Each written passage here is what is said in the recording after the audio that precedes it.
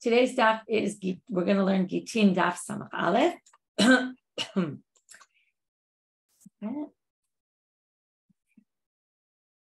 Today's daf is sponsored by Shiur Stern in honor of her mother's birthday on July 20th. She was a pioneer in the Five Towns community, and Baruch Hashem still enjoys those around her. Mazal tov on your birthday.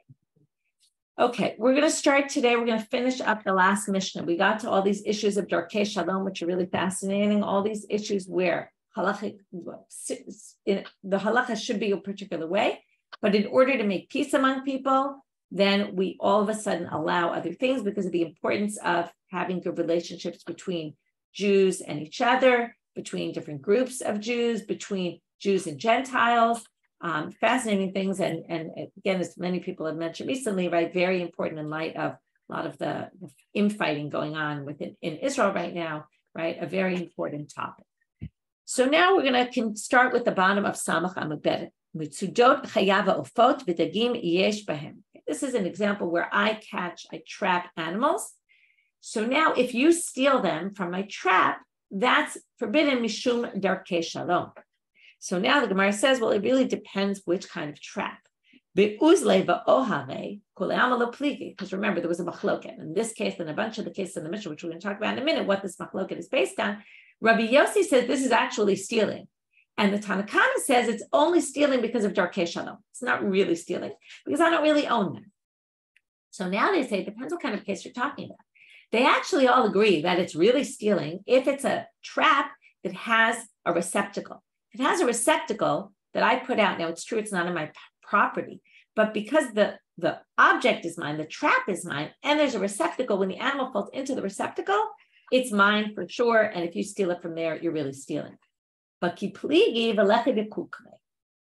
it's kind of like a hook, hooks onto something, right? Like the way you fish, right? You could fish with a net, it has a receptacle, or you could fish with a hook, right? So it just hooked onto your hook. Well, it's not actually in any sort of receptacle, then it's not really halachically mine yet. And therefore, if you steal it, we have this machloket, is it Darkei Shalom or is it actually really stealing? But we still don't really understand the machloket. Now we're going to get into that understanding. If you find if a deaf mute or a minor or someone not of sound mind finds an object, they pick it up, it's not really theirs halachically because they don't have the capability of doing what we call a kinyan, of acquiring an item. So if you steal it from them, that's also forbidden mishum darkei shalom, right? It's going to create strife in the community if you start stealing things from other people, especially people who can't necessarily protect themselves and don't really have ownership over items. But Rabbi Yossi Omer gezel gamur. So Amar Rav Chisda comes and understands Rabbi Yossi as the following. How could he say it's gezel gamur, right? You don't really own it. So how could the child or whoever it is doesn't really own it? How could it be gezel gamur? To which Rav Chisda says gezel gamur midivreihem. It's only rabbinic.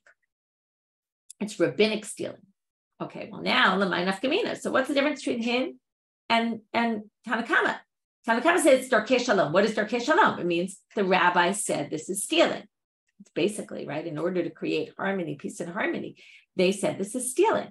So if you say it's stealing on a rabbinic level, that really is synonymous with Darkei Shalom. So to which they answer, they're not really the same. Lahotzio b'dayanim.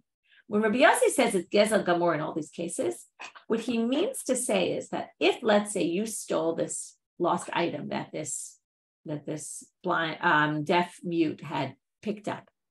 So if you steal it, now you're not supposed to steal it because of either Darkei Shalom or because it's theft on a rabbinic level.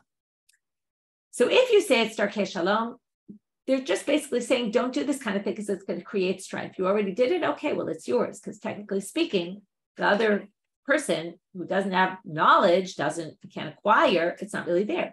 So I wouldn't be able to get it out of you from a court. I couldn't go to court and say, hey, give it back. But if it's gezel on a rabbinic level, according to Rabbi Yossi, then I could get it back in court. You go demand and say, hey, you stole this, and this is theft on a rabbinic level, and therefore give it back to me. That's the nafkamina between the two opinions. Moving on to the next thing. If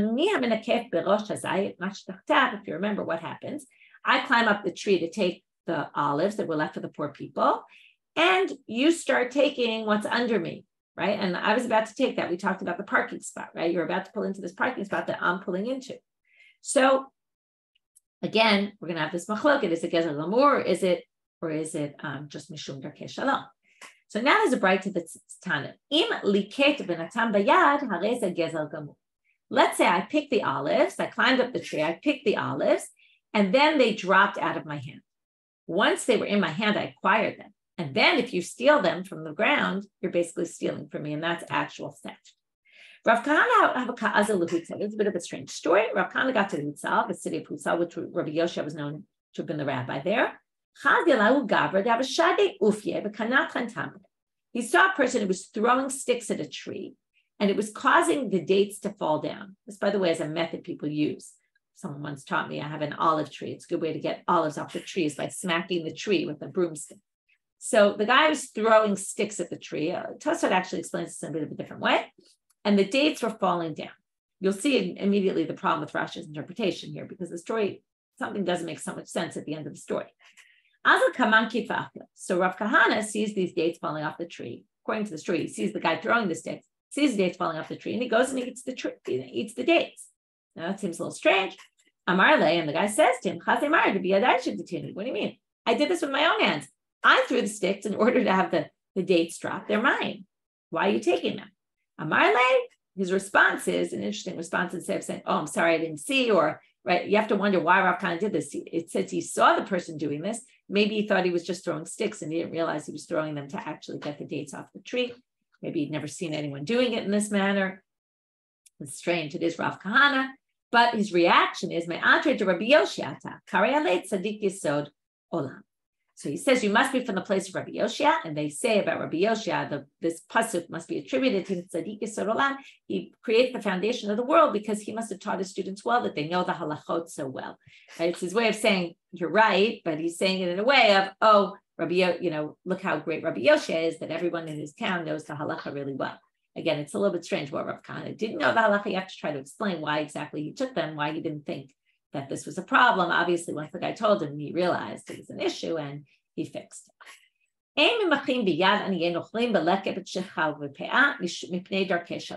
You don't stop Gentiles, poor Gentiles, from taking meleket shecha and pe'ah in order to have peaceful relationships with our neighbors.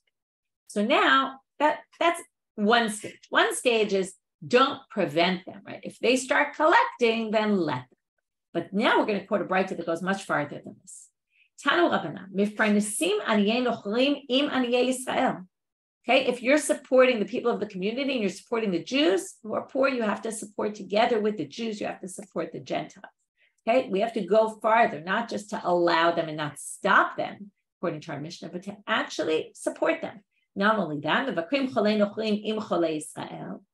by the way, this whole thing seems to be indicating that if you're not that, let's say there's only Gentile poor people in your city. It doesn't seem like you would need, according to this halakha, to support them. All of them say with Jews. So if, let's say, there's a group of Jewish people who are poor and they're together somehow, or they're living in the same, again, it's where you draw the line. What does it mean together with? They're living in the same community, right? You have a soup kitchen. So your soup kitchen is open to everybody in your community, whether they're Gentile or Jewish. Or you go to this hospital to visit people. So you visit not only the Jews, but also the Gentiles that are in the same hospital as the Jews. If there's a famine and all these people die, so you have to take, if you're taking care of the Jewish bodies, you have to take care of the Gentile bodies. Rashi points out, don't think we're talking in the same cemetery.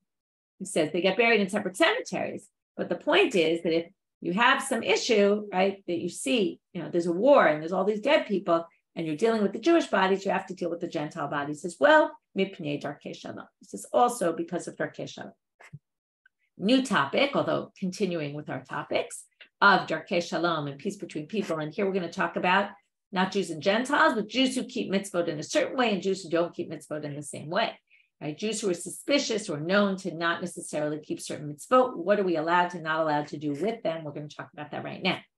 Mash'elet isha lachaverta. So we're in a Mishnah now. A woman can loan her friend. This is something they apparently did a lot, which is they used their kitchen equipment. People didn't all have their own ovens, their own KitchenAids, their own, right, whatever it might be. And they used to share utensils. KitchenAid was obviously a joke. But mash'elet isha lachaverta hashuda la shvi'it. So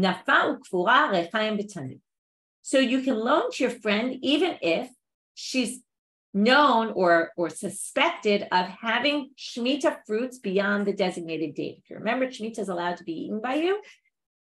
You have produce that grows in the Shemitah year, not that you planted, but it grew anyway. You're allowed to, or fruits on your trees, you can eat them until there's no longer any more out in the fields, because it says you can have it for you and your animals. As soon as there's no more out there for the animals, you can no longer eat them. By the way, there's a sheet today starting from this Mishnah, the study guide, so you can use it to help you in terms of, you can see a lot of contradictory sources, so the sheet will be helpful. And a few small mistakes, I'm going to fix them after class. Okay, so now, you can loan her your nafak, farah, your sifting equipment, and your rechaim, your millstone, and your oven, even though maybe she's using it for things that are not permitted. Okay, maybe she's using it for her produce that was used beyond the time of what we call bi'ur shniyah, bi'it. But you can't sift or separate the wheat from the chaff or grind the wheat together with her, because then you're helping what's called Maseiah Ovrei Avera. You're helping people who are doing a sin, or at least, right, there's a concern she's doing a sin. So you can't do that with her. That's the first part. So we have this woman, the first category is a woman who's Chashuda ala Shvi'it, and we allow you to loan her items, but we don't allow you to do work with her. Eshet Chavel, a woman who is careful, right? This is the wife of a man who's a Chavel, so the assumption is she's a Chavera. Okay, interesting. They call it the wife of a chaver. Okay, and we're going to see against the wife of an Ama'aret. Talked many times about this chaver Ama'aret. The Ama'arets are people in general, although we'll see now there's a bit of a machloket about this, who were concerned they didn't take Trumot Masrot. That's what the whole Masechet Demai is all about Maseh that you get that you're not sure if they took Trumot Masrot. Normally, actually, Ama'arets, we assume they did take the Trumot Gdola for the coin, but not the Masrot. And then you have the chaver, who does, or the other, or maybe both, is that the Amei Haaretz aren't careful about Truma and Tahara and the Chaverim. One of the things that typifies a Chaver is that even though they're not necessarily Kohanim, right, they could be regular Yisraelim, they eat even normally. What do you have to eat b'Tahara? You have to make sure Truma and sacrificial meat and anything sanctified from the temple has to be kept in a status of Truma, of Tahara. But these chaverim even ate chulin, their regular food, they would treat as if it was true. Okay, so they would be very careful of it. So what if you're an Eshet Chavel? Can you do these things with an Eshet Ama'aretz, what we just talked about? So Mash'el Eshet Ama'aretz nafau kfura, so you can lend her your stuff. Uboleret b'tochenet u'merakedet imam. Merakedet is another word for sifting. There's different stages of sifting. One is when you separate the wheat from the chaff, and then the later one is once you already grind it, then you sift the flour itself to get the bran out. So you can do all these things with it, and you don't have to worry that maybe you're helping Ovrei Avera. So now, if it's not Truma Maaser, we're going to have a problem. Why is that any different? If they don't take Truma Maasot, then you're basically helping her to prepare her flour that's tevel, as we call it, right? Which is a problem. So we're going to have to figure out why this is permitted. Once she puts the water into the dough, to make the bread, the later stage, then already you can't touch it. Finally, we get these words in the Mishnah because you can't help support people who are doing averot. You're basically helping her. You're going to help knead her dough, which is going to be forbidden. So we don't yet know why this whole second part, what's different between it and the first part, what's different between lines 1 and 2 in the second part, and the third line where we're concerned, but the others we weren't. By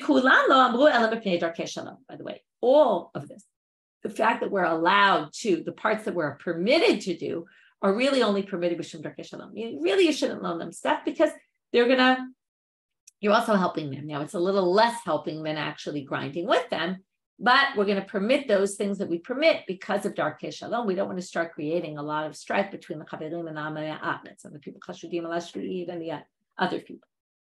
Okay, a totally different topic. This we're only going to get to in tomorrow's daf. Now it sounds like, although the Gemara is going to say there's no way this could mean it and they're going to change it, but right now let's just assume the way it sounds simply, which is you can help people who are working the land in the Shemitah year if they're Gentiles. The problem is, how could you possibly be working in the Shemitah year, even if it's someone else's stuff? Avalo Yidei Israel, but you can't help the Jews. Okay, we'll get to this, what this is in tomorrow's daf. V'shoalim shlomam mipnei darkei shalom. And you ask them how they are. And you say, hi, how are you? Right? Because of darkei shalom. Right? It's important, what you see here is it's important to have good relations with your neighbors, with people you come in contact with, even if they're not Jewish. That sounds pretty obvious. So now, right, this kind of balances out, balances it. By the way, Rashi points out here, what's the issue of Shalim Shlamam? Kol Yamim, Apa Pisha Matila Hanokri Shem Shamayim, Shashalom Shmo Shal Kadosh Baruch Hu. You're almost saying God, right? By saying Shalom, you're kind of using God's name almost, and yet you can use this with Gentiles as well. So it's right, it stands in distinction to the other sources we've seen about things you can't do with Gentiles, right? And that they're suspicious, they're going to kill us. If you remember, there's all those sources. So this is kind of saying, yes, it's true that maybe some of them are suspected they're going to kill us, but they're not all that way. And, we also have to have good relations, and therefore we're going to permit all sorts of things. Okay, so now let's deal with our topic, the Gentiles we'll get back to tomorrow. So let's talk about the first part and the second part of the Mishnah. So the first part, and here's the first chart for today. The first part of the Mishnah talks about that you can lend someone who's kashudah l'shvi'it, but you can't do the grinding or the sifting with her because you're helping her. But in the second part, we said when it comes to an ama aretz, you're even allowed to do the sifting. You just can't, once the water's in the dough and you're making the dough, that's more of a problem. So we're going to have two answers, Abai and Rava, and really Rava's answer is going to concern us for the rest of the daf. They're going to have a lot of questions on Rava's explanation, or for at least a large part of the daf. Amar Abai. First answer, Rava me'aretz maslin him. We said that Amei Haaretz, one of the issues, right? It's either Maaser or it's Tumah. So Abai takes the Maaser approach. We're worried about Maslod. But the fact is, the majority of them, it's a statistics issue. So if a woman is Chashudah l'shvi'it, that means we have reason to suspect her. Maybe we saw her once eating, keeping her produce in her house after the date passed, the time they're supposed to do biur. So she's really suspicious. We're really concerned that she's doing this. In Ama Aretz, the actual typical Ama Aretz, most of them really are careful about taking Truma and Masrod, and then therefore the chances that this, if you're doing it with her, the chances are very slim that she really hasn't taken Masrod. Okay, so even though we if I get produce from them, I should take my own Masrod on them, but the fact is probably they took Masrod.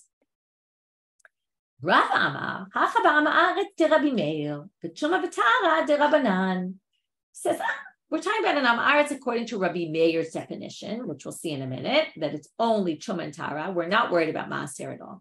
If it's Maaser, it's on a Torah level, because that means basically they have produce that you didn't take Maaser from. It's forbidden to eat that. So if you help them grind it, you're basically helping someone who's going to sin. But if you're talking about Rabbi Meir, that it's only Truma and Tara, and what did we say? What kind of Truma and Tara are we talking about? We're talking about a Prushi, one of these people who keeps Tuma, even in Chulin. Well, that's only a rabbinic. That's not, you don't have to do that. They were just extra careful about it. So you can do it with her because it's only rabbinic, the whole issue. Ditanya, how do we know that what's an Ama Aretz according to Rabbi Meir? Now we're going to see this machloket. Ezu Ama Aretz, kol she'eino ochel chulin b'tahara, divrei Rabbi Meir. Rabbi Meir says, what's an Ama Aretz? Someone who doesn't eat chulin b'tahara. That is rabbinic. Okay? That's Rabbi Meir's definition of an Ama Aretz. He doesn't think it has anything to do with Maaser. The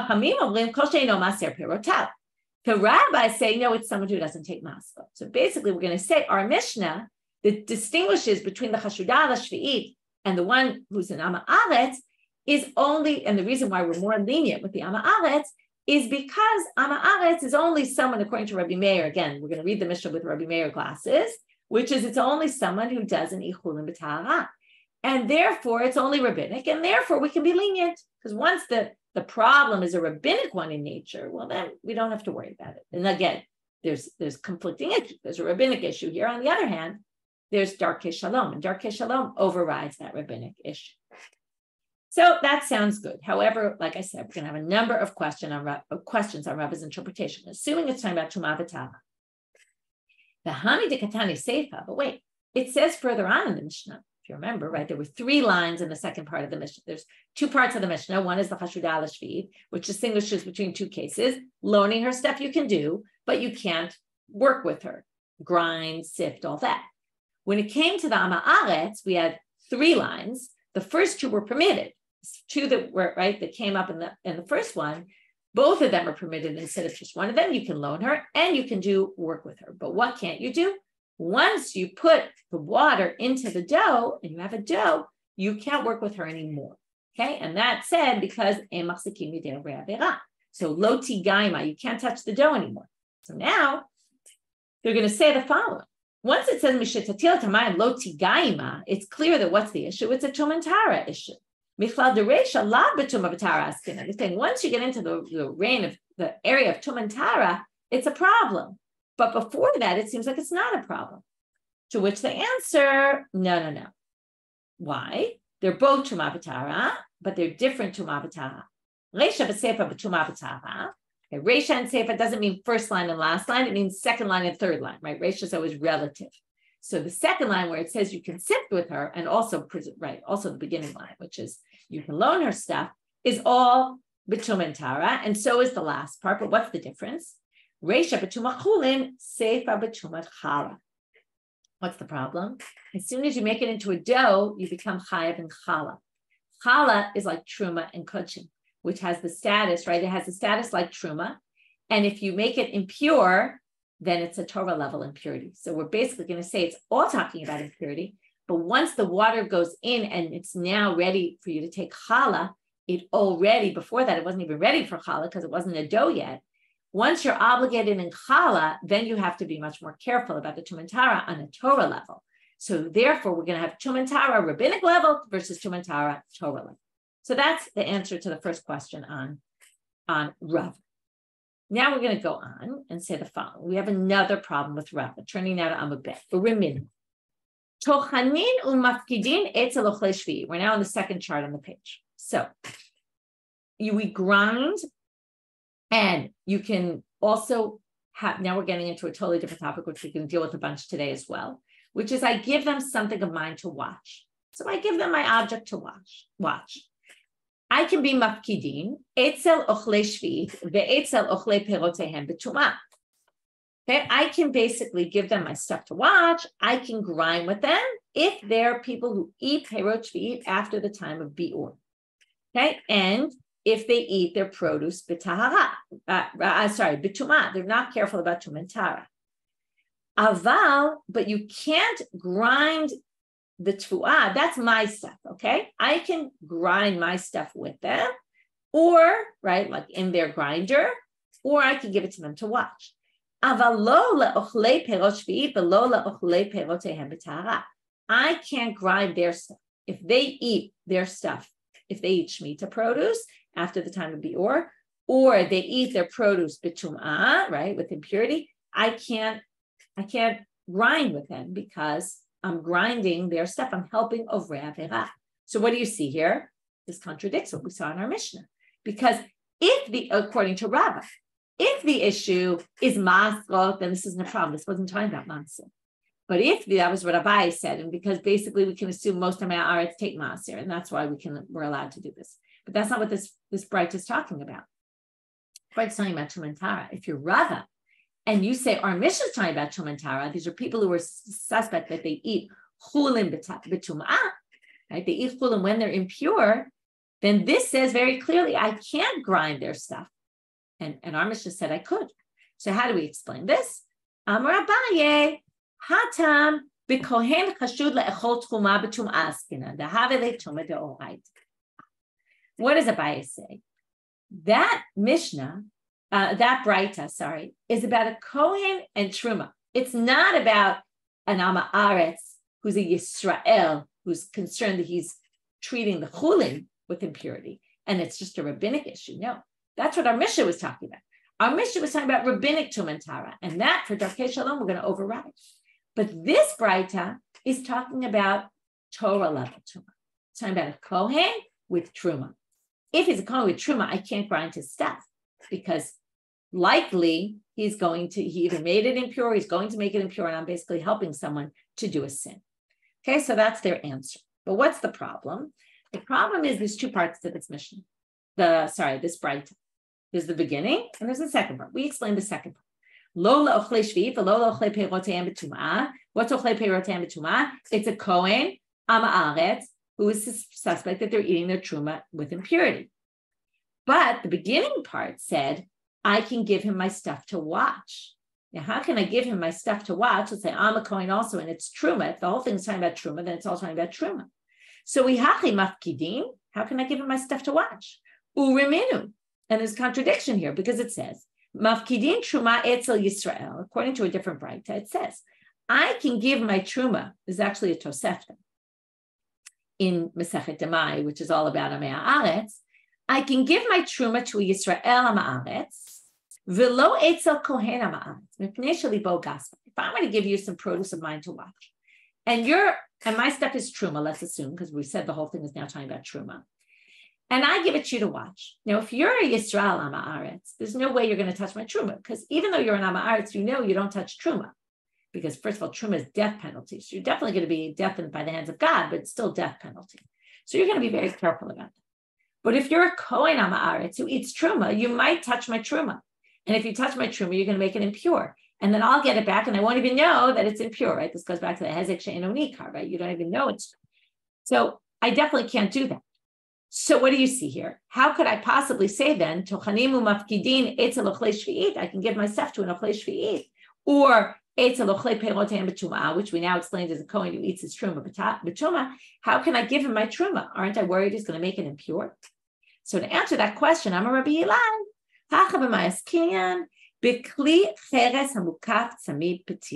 What is he saying? Oh, we're talking about a kli cheres. Okay, kli cheres, what's unique about a kli cheres? Kli cheres, okay, here's my kli cheres here.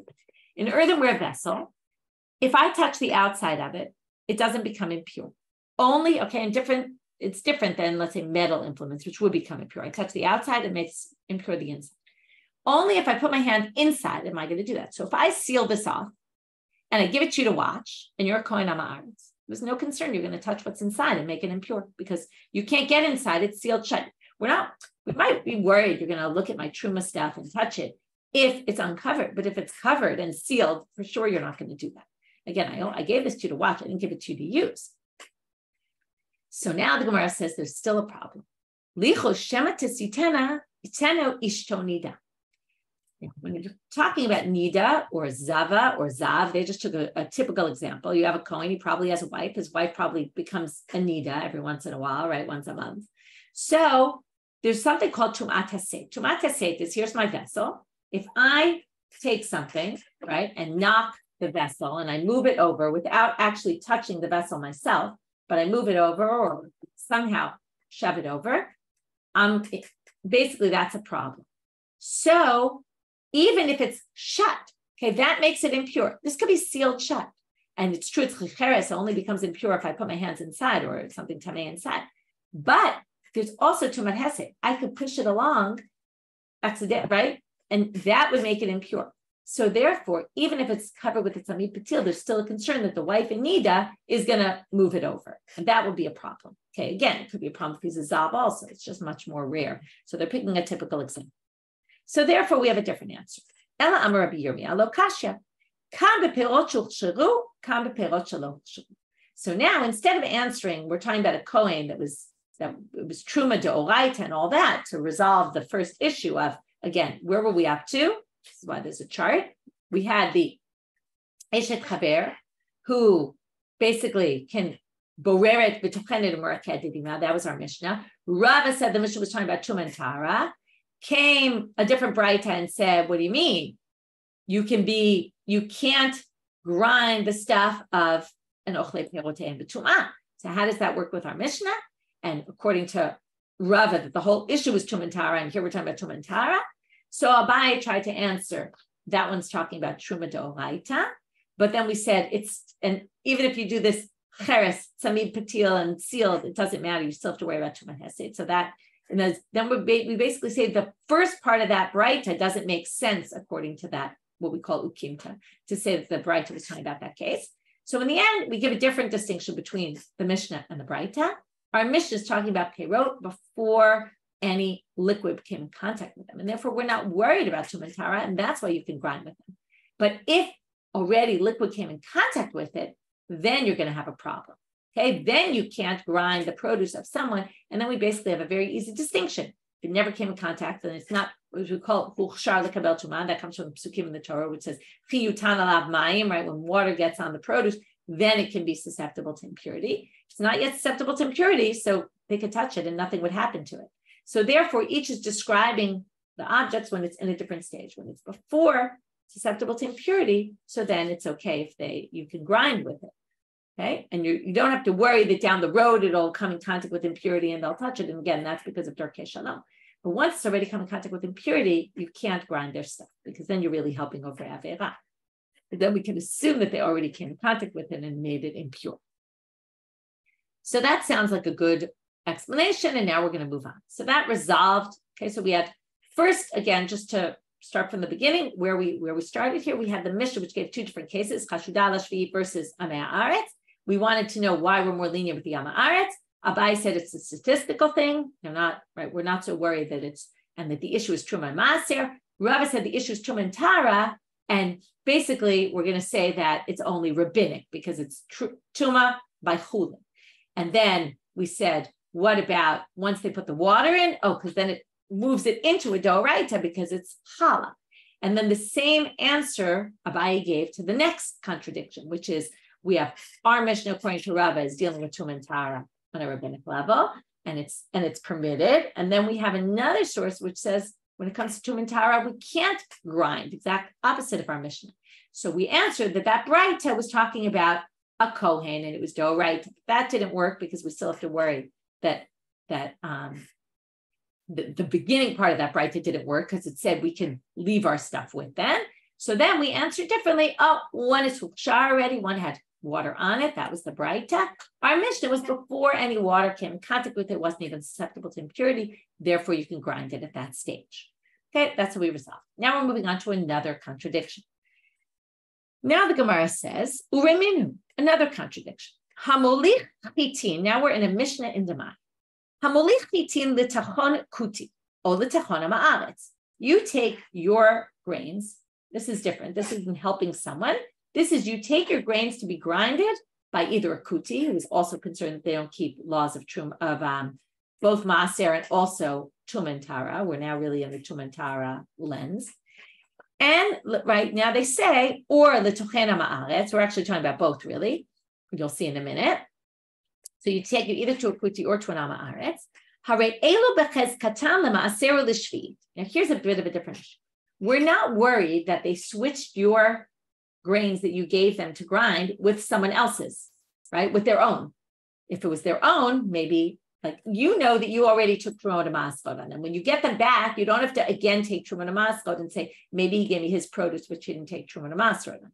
And you don't have to worry that he gave you Shvi produce that already was after the time of Bior, and it's a problem. Aval lo lituma, but not when it comes to Truma. In other words, I can assume this is the same produce I gave is the same produce I get back. However, I have to be concerned now that maybe they became impure. So how do we rectify this with our Mishnah where we just said you can grind together with them and we're not worried? So because of Darkei Shalom, to which they say, why are you even asking this question? The answer is obvious. What did Rabbi Yirmiyah just say? Right? Hi, my Rumia. Why is this contradiction? Lavu Kimna, didn't we just say our Mishnah is talking about the Peirot Shelo Huksheru? And that must be Peirot Shehuksheru. In other words, it's a very easy distinction. The Mishnah in Demai is talking about Peirot that already came in contact with water, liquid, right? One of the 7 liquids, the 7 liquids that could create susceptibility to impurity, which means if I give you that produce to grind and you're an Amei Haaretz, I can assume, since it's already susceptible to impurity and you touch it, you're Tameh, you made it impure. That's the Mishnah in Demai. Our Mishnah, which says that we can grind together, is not worried about that because our Mishnah is talking about before it came in contact with a liquid, it wasn't even susceptible to impurity, and that's what we just explained, and therefore, why are you asking this question? To which the Gemara wants to know, right? So yeah, what really were they asking? Why were they asking this question? To which the Gemara says, oh, it was a bit of a miss in terms of how this got passed down. It actually, the Mishnah Demai wasn't brought to contradict our Mishnah because the answer is obvious. It was brought for a different contradiction. And now we're moving topics a little bit. Mishum de kabai lemirme acharitela. They wanted to actually bring a different source to contradict that Mishnah, a different Mishnah in Demai, and try to resolve that contradiction. What's the other Mishnah? And what's the issue? The issue is not, we're now shifting from our issue, which was the Tumah. The Tumah we've already resolved. When we're worried, it's because they already were susceptible to impurity. They came in contact with the liquid. When we're not worried, it's because they weren't. But now we're going to say, we're now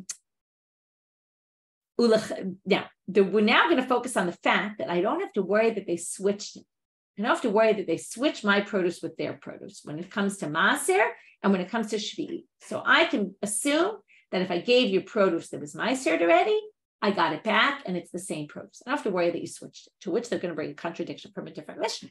What do you mean we're not worried they're going to switch it? And now we're going to bring a few cases where they switch it. But what we're going to do is each time we're going to say that's a unique case. And only there we worry we're going to switch because there's a reason why the person might switch. When the person has a motivation to switch, then they can switch. If I just bring you my grains, I can assume that you're going to give me back whatever I gave you. It's only when there's a reason to be concerned, and we'll see what those are right now. But first, we're going to just assume they're all the same and ask the question. So first question is, we're not worried people switch the stuff. Why does it say in this Mishnah, if I give my stuff to my mother-in-law, okay, we're talking about a man here. The man gives his mother-in-law produce, right, to make a dough out of, let's say. If he already took maaser before, when he gets it back from her, he needs to maaser again what he gets back and what he takes back. In other words, he has to be worried that whatever she gives him is untithed produce, even though he gave her tithed produce. Why is that? Because we're worried that let's say he gives her a dough or grains that were bad, and then she prepares the dough from it and it just doesn't taste good. So she doesn't want to give him bad stuff. So what's she going to do? She's going to switch it with hers.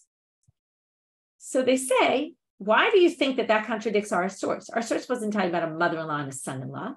Hatam kitikatani tama. There it gives the reason why we're worried. There's a special reason. And therefore, there's no contradiction. Amar Rabbi Yudan, he explains it. What's the reason? Whatever she gives him is going to go back to the house. Now, she wants the best for her daughter. And maybe she doesn't care that much about her son-in-law, but she's embarrassed to give him something bad. Okay, not that she wants him to have the best, but it's more the concern of embarrassment in front of her son-in-law. So if he gave her this dough to make and the dough went bad and she has better dough in her house, she'll give him a better dough and give him bread made from the better dough so she serves him better food, both for his sake and for her daughter's sake. So therefore, that's why in that case, there's a concern he has to maaser because he has to be concerned that maybe she swapped it with something in her house. And I forgot to mention the important part, which is he's a chaver, his wife is a chavera, but her mother was an ama'ar. That's really important. If you don't get that, then that's not relevant. So I'm sorry, I forgot to say that, but that's obviously what we're concerned for. So now that was the first source and that was the first answer. So remember, how did we get here? We brought the Mishnah to contradict our Mishnah. We said, oh, that's not a contradiction. It's a very obvious answer to which they say, oh, yeah, wait. The Mishnah to was brought because it contradicted a different Mishnah, not in terms of the part about the Tumah Tara, but the part in terms of do you have to maaser the produce and concern that maybe she swapped it with the other person you gave it to, swapped it with their stuff. So we said in general, we don't need to worry about it, but specifically for the mother-in-law and the son-in-law, we're worried about it. Then they say, okay, so back to the first source from Demai, what? We're really not worried. People switch it in general. The Hatnan, it says, you're in an inn and you give the woman who lives there, the innkeeper, your stuff to make. She's got the oven. So now you're a chaver, and assumingly we're going to assume you're even a Talmid Chacham, because that's what's going to come up further on in a minute. You give the innkeeper the stuff. When you get it back, you have to maaser it again, because we're worried that maybe she switched it with her stuff. Because she might switch it. So here you see, this is just random. You and an innkeeper, what relationship do you have?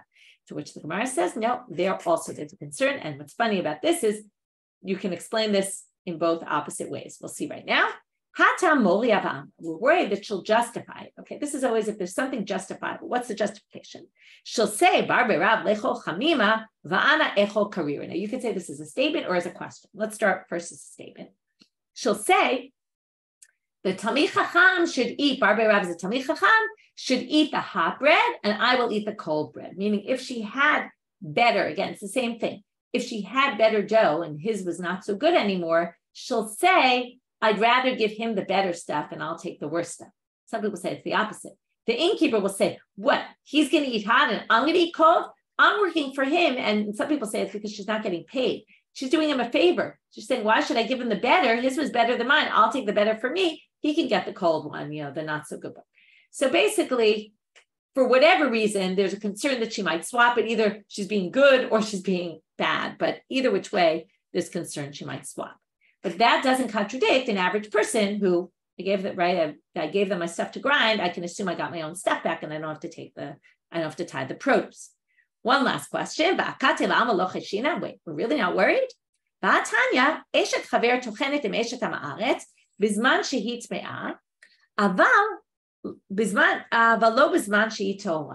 Okay, this is a woman. When now again, the Amei Haaretz are impure. When a woman's impure, she's in Nida, so she can grind together with an Amei Haaretz because we're not worried that she'll maybe make that she's already impure. So she's careful not to get involved with taharot. If they're working with stuff together, it's fine because anyway, they're only dealing with things that are impure. But when she's pure and she might be dealing with pure things, we don't want them working together because she might mess up the other ones. Rabbi Shimon ben Elazar Omer, even when she's impure, she shouldn't grind with her.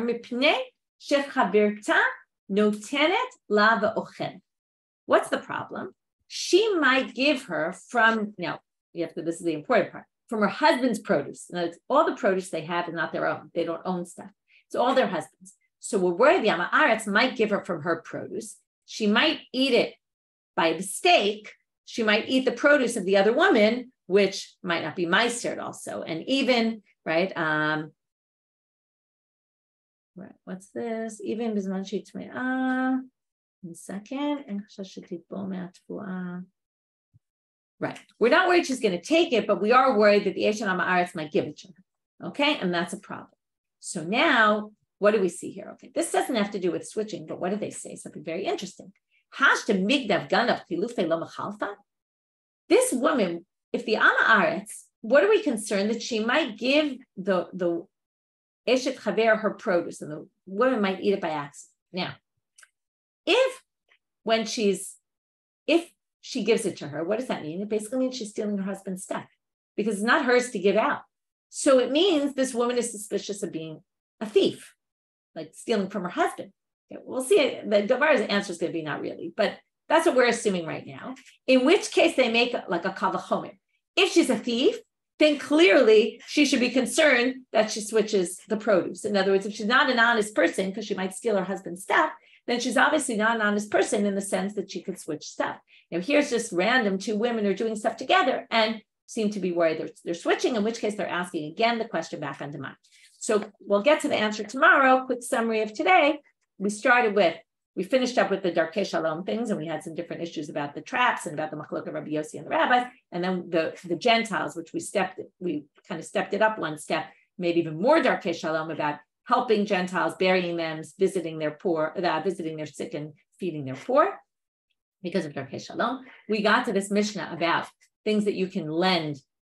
You can definitely lend everybody, but we had this distinction between Chafidah L'Shvit and Amei Haaretz, whether you could grind their stuff, grind with them, because you're kind of helping them, and why is there a difference between them? Why is the Amei Haaretz more lenient? We have Rava and Abaye, then we had questions on Rava. We brought contradictions from other sources. We resolved them, right? Mainly because Huchsharu, lo Huchsharu adayin, right? And that we're talking about Tumah according to Rabbi Meir.